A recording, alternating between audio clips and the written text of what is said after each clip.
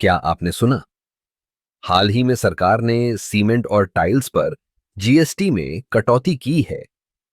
यह सुनकर मुझे लगा कि अब शायद अपने घर का सपना पूरा करना थोड़ा आसान हो जाएगा। लेकिन क्या सच में ऐसा होगा?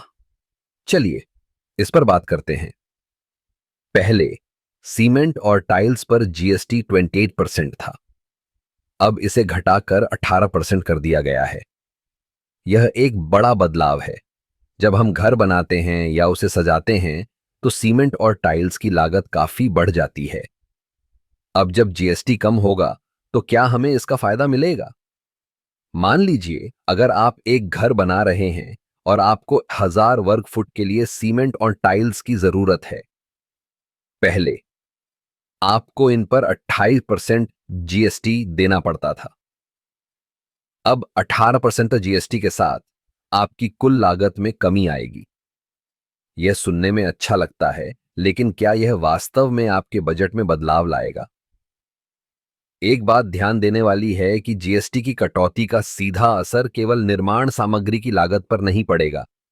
इससे निर्माण कंपनियों की लागत भी कम होगी।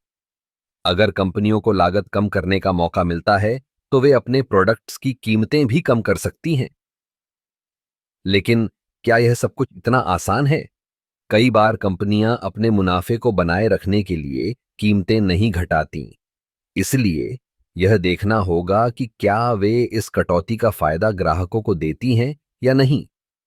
इसके अलावा हमें यह भी समझना होगा कि घर बनाने में केवल सीमेंट और टाइल्स ही नहीं, बल्कि अन्य चीजें भी शामिल होती हैं, जैसे कि लोहे की सरिया, लकड़ी और अन्य निर्माण सामग्री। अगर इन पर जीएसटी में कटौती नहीं होती है, तो कुल मिलाकर आपके घर की लागत में कमी नहीं आएगी। एक और पहलू है जो हमें ध्यान में रखना चाहिए, वह है बाजार की मांग। अगर मांग बढ़ती है, तो कीमतें भी बढ़ सकती हैं। इसलिए हमें यह देखना होगा कि क्या जीएसटी की कटौती से मांग में इजाफा होगा या नहीं। अंत में, जीएसटी में कटौती एक सकारात्मक कदम है, लेकिन यह जरूरी नहीं कि इसका सीधा फायदा हमें मिले।